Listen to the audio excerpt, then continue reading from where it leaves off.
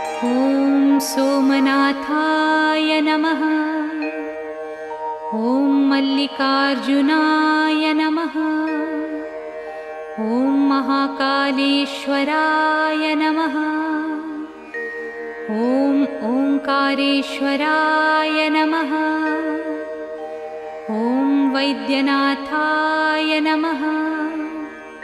ॐ भीमशङ्कराय नमः। ॐ रामेश्वराय नमः। ॐ नागेश्वराय नमः। ॐ विश्वेश्वराय नमः। ॐ त्र्यम्बकेश्वराय नमः। ॐ केदारेश्वराय नमः। ॐ भुस्मेश्वराय नमः।